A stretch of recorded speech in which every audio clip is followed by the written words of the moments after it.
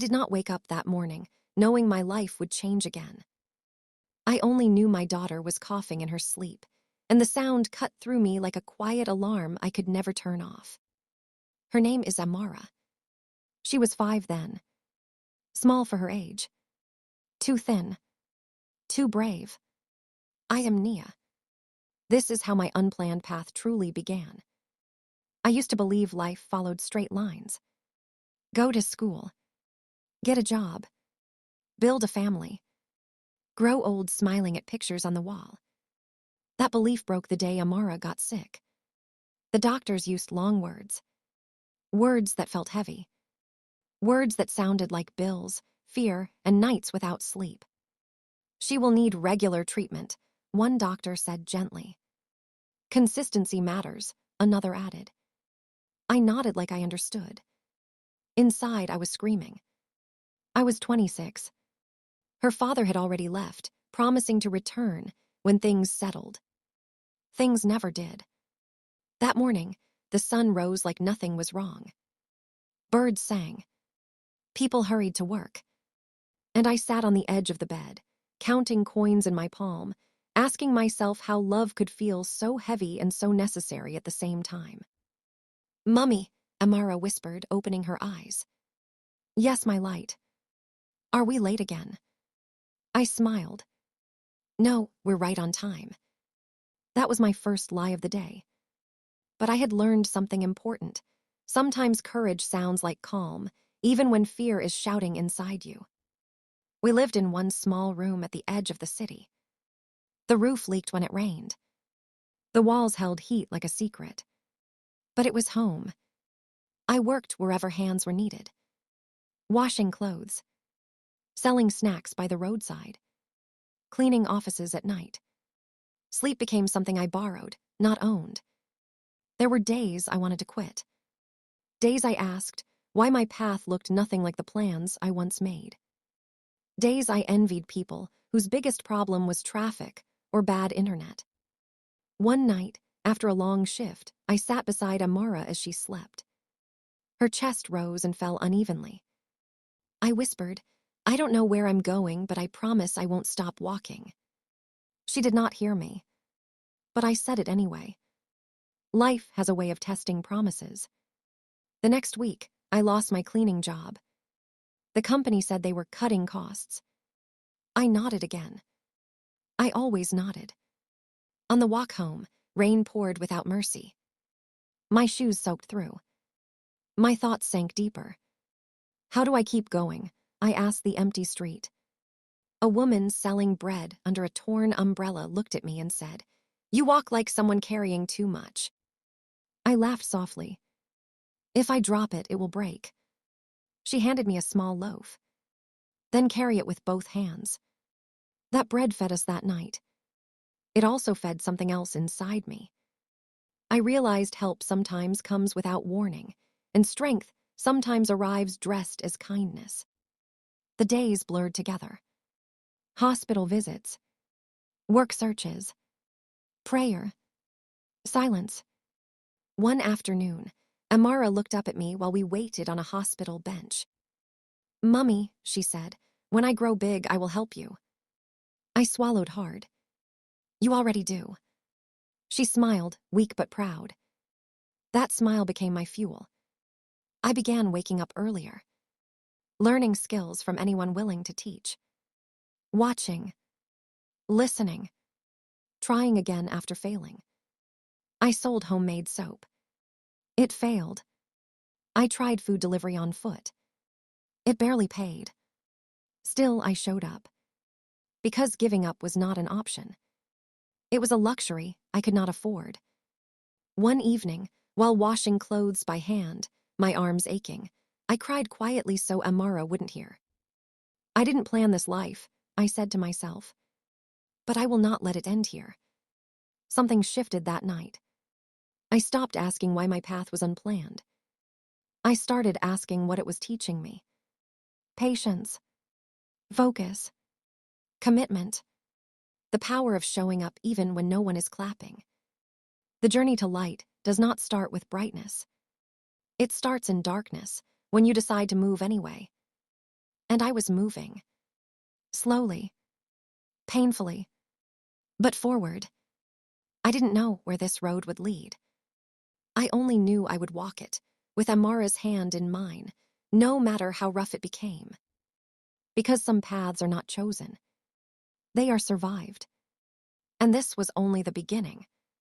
The days after that promise did not become easier. If anything, they became heavier. Amara's sickness had rules. Rules that did not care if I was tired. Rules that did not care if I had money or not. Medicine must come on time. Food must be clean. Rest must be enough. Life laughed at those rules. Some mornings, Amara woke up strong. She hummed while I braided her hair. She asked questions about the clouds. Other mornings, she could barely lift her head. On those days, fear sat beside me like a second shadow. One morning, as I helped her put on her shoes, she winced. "Mummy, my chest feels tight." I froze. We were already late. I still had not paid the hospital bill from the last visit. My pockets were empty, except for a folded note that wasn't even enough for transport. "Sit down, my light," I said softly, hiding the panic in my voice. She looked at me. Too calm. Too trusting. That trust scared me more than the sickness. I wrapped her in my arms and whispered, "We will be fine." I said it like it was a fact. I needed to believe it. We walked to the hospital. Slow steps. Careful breaths. Every step felt like a question. How long can I keep doing this? At the hospital, the nurse frowned gently. "She needs to be stronger," she said. "And you too." I smiled again. I always smiled. Later that day, while Amara slept, I sat outside on the concrete steps and cried. Not loud. Not messy. Just tears sliding down quietly, like they were tired too. That was when I heard a voice. "You're still here." I looked up. It was the nurse. She sat beside me. "Many people disappear," she said. "They run when things get hard." "I don't know how to run," I replied. "I only know how to stay." She studied me for a moment.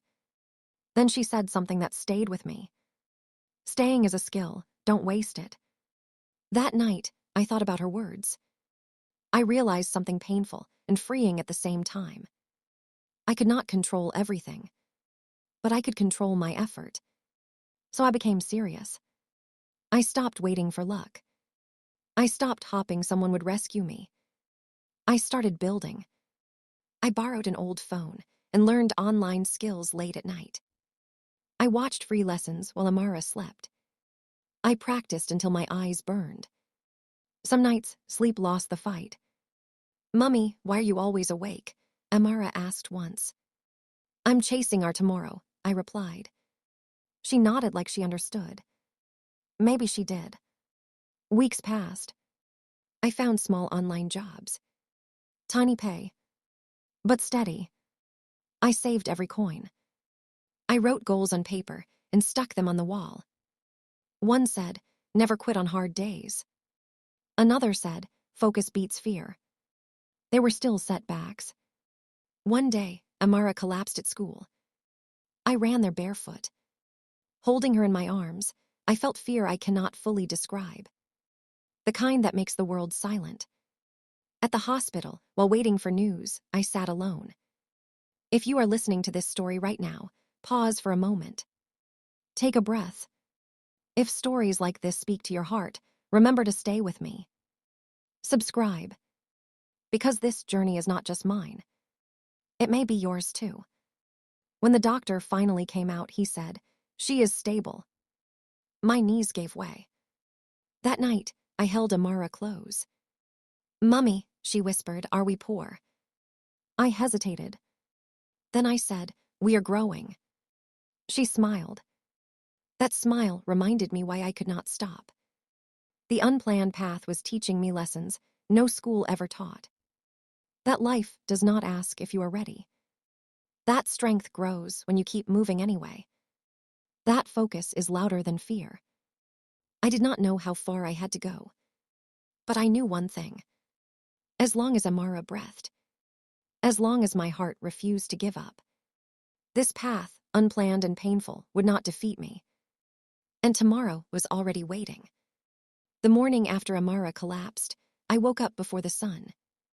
Not because I was rested, because my mind would not let me sleep. Fear has a way of turning into fuel when you let it. I watched Amara breathe. Slow, careful, alive. I have to do better, I whispered. That day, I made a decision. Not a loud one. Not the kind people celebrate. A quiet one.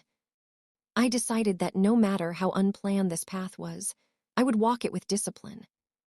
Discipline is not punishment. It is direction. I created a routine. Same wake-up time. Same study hours. Same work focus. Some days, my body protested. My eyes burned. My back ached. But discipline does not listen to excuses. It listens to purpose. I began taking online work more seriously. Writing. Simple designs. Virtual tasks no one wanted. At first, people ignored me. Then they doubted me. Then, slowly, they noticed me. One message changed everything. Can you start immediately? I stared at the screen like it might disappear. Yes, I typed back. That job paid enough to clear one hospital bill. I cried after sending the money. Not because I was rich, but because I was moving. Progress does not always roar. Sometimes it whispers. Amara noticed the changes before I said anything. "Mummy, you smile more now," she said one evening. I touched her face. "So do you." She laughed. A sound I never took for granted. But growth is never smooth. Just when I started feeling hopeful, life tested me again. My laptop stopped working. I stared at the black screen in silence. No laptop meant no work. No work meant no money. No money meant fear returning. I wanted to scream. Instead, I breathed. I remembered something I had learned on this path. Panic wastes energy. I borrowed. I asked. I humbled myself. A neighbor lent me an old computer. Slow. Noisy. But alive. "Use it well," he said. "I will," I replied. That night, as Amara slept, I worked until dawn. Every click felt like resistance. Every task felt heavier. Still I stayed. Because commitment is not proven on easy days. It is proven when quitting feels reasonable. Weeks passed. My work improved. My confidence grew. I stopped apologizing for existing. I started speaking clearly. One client said, "You're reliable." That word meant more to me than money. Reliable. It meant I could be trusted. It meant I was becoming stable. It meant Amara's future had stronger legs to stand on. But then came another blow. The doctor said Amara would need a new line of treatment. More money. More time. More strength. I walked home in silence. That night, I sat beside Amara. "Mummy," she said softly, "are you tired?" "Yes," I admitted. She held my hand. "Don't stop." That was all she said. Children do not always give long speeches. Sometimes they give commands wrapped in love. If you're still listening to this story, stay with me. This part matters. Because this is where many people give up. I didn't. I worked harder but smarter. I focused on fewer things. I cut distractions. Focus became my shield. I stopped comparing my life to others. Comparison is a thief that wears friendly clothes. I measured progress by effort, not speed. Some nights I still cried. But I cried with direction. I was no longer lost.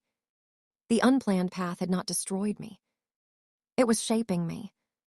I didn't see the full light yet.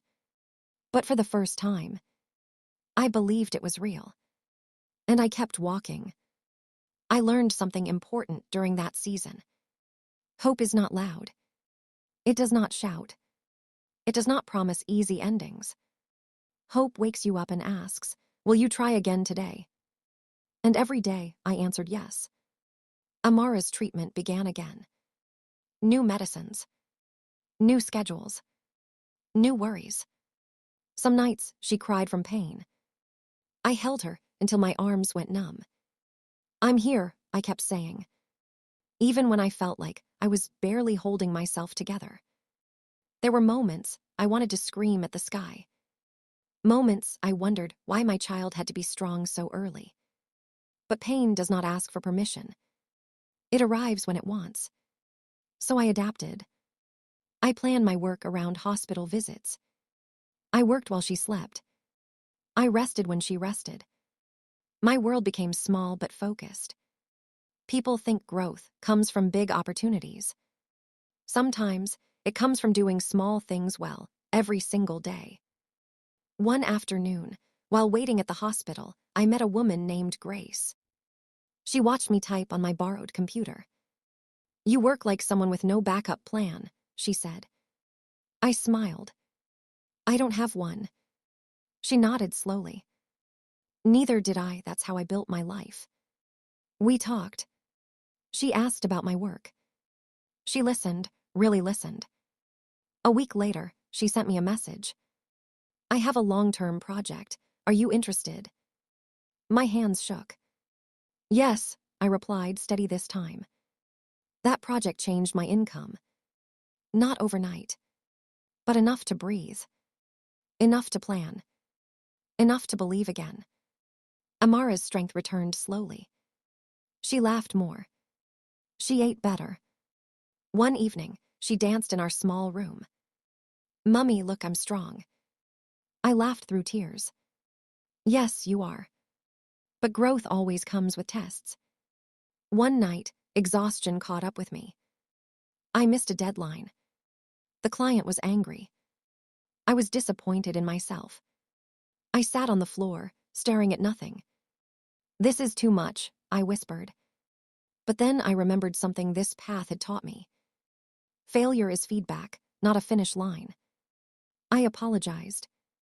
I fixed my mistake. I learned. And I continued. If you're listening right now and you feel tired, hear this clearly. Tired does not mean finished. It means you are still trying. The unplanned path does not care about your feelings, but it rewards consistency. I began mentoring myself, talking to myself kindly, correcting myself firmly. I became my own coach. And slowly, something inside me changed. I stopped seeing myself as a victim of circumstances. I started seeing myself as a builder of stability, a builder of courage, a builder of a future my daughter could step into without fear. One night, Amara looked at me and said, "Mummy, when I grow up, I want to be brave like you." I held her close. "You already are." I still didn't know how this story would end. I still didn't see the full light. But I knew this much. The path may have been unplanned, but my steps were no longer accidental. And something big was coming. The change did not announce itself. It came quietly, like dawn. One morning, I realized I was no longer waking up in fear. I was waking up with intention. My days still carried weight. Bills, deadlines, hospital visits. But something inside me was steadier. I had learned to manage my energy, not just my time. I stopped trying to do everything. I focused on what mattered most. Amara. Health. Work. Growth. Everything else became noise. One evening, while walking back from the hospital, Amara squeezed my hand. "Mummy," she said, "do you remember when you used to cry a lot?" I paused. "Yes," I answered honestly. "You don't cry like that anymore," she said. I smiled, but inside, I felt something break and heal at the same time. She was right. I still cried sometimes, but not from hopelessness. Now, my tears came from tired victories, from gratitude, from release. That was when I understood something powerful. Pain can change its meaning. It can turn from punishment into preparation. Work continued to grow. Clients recommended me to others. I learned to price my skills better. For the first time in a long while, I saved money without fear of spending it immediately. Not wealth, but stability. Stability feels like oxygen when you have lived without it. I moved us into a slightly better place. 2 rooms, better light, cleaner air. Amara ran around the new space laughing. "Mommy, it's big." I laughed. "It's enough." That word, enough, became my anchor. Enough food. Enough strength. Enough hope for today. The hospital visits became less frequent. The doctor smiled more often. "She's responding well," he said. I closed my eyes in thanks. That night, I knelt beside my bed and whispered, "Thank you for not letting me quit when quitting felt reasonable." Growth had changed me in ways I didn't expect. I spoke with confidence. I said no without guilt. I asked for help without shame. I had learned that strength is not loud. It is consistent. One afternoon, I was invited to speak to a small group of women learning online skills. I almost refused. "I'm not a teacher," I said. The organizer smiled. "You're a survivor, that's enough." Standing there, telling my story, my hands trembled. But as I spoke, I saw something in their eyes. Recognition. I realized my unplanned path was no longer just about me. It was becoming a bridge for others. That scared me and honored me. After the talk, Amara hugged me tightly. "You were brave," she said. I laughed. "So were you, for sitting through all that." She smiled. That night, as she slept peacefully, I sat by the window. For the first time, I allowed myself to imagine a future without constant fear. Not perfect, but possible. I still didn't know what tomorrow would bring, but I knew who I had become. And that made all the difference. The path was still unplanned, but I was no longer lost on it. I was walking with purpose, and the light was closer than it had ever been. The night before everything changed, I couldn't sleep. Not because something was wrong, but because, for the first time in years, something felt right. Amara slept peacefully beside me. Her breathing was steady, strong. I watched her and remembered the girl who once struggled just to stand. The hospital benches, the long nights, the fear I carried like a second skin. And I realized something quietly powerful. We had crossed a line, not into a perfect life, but into a better one. The next morning, Amara woke up smiling. "Mummy," she said, stretching her arms, "I feel good today." I touched her forehead. No fever. That small moment felt like a miracle.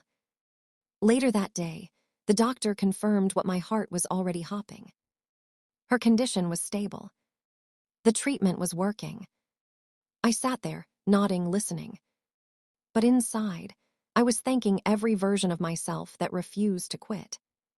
The tired version. The scared version. The version that cried quietly so her daughter wouldn't hear.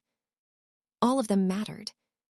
Life didn't suddenly become easy, but it became lighter. Work became more consistent. I no longer chased every opportunity. I chose wisely. Focus had sharpened my path.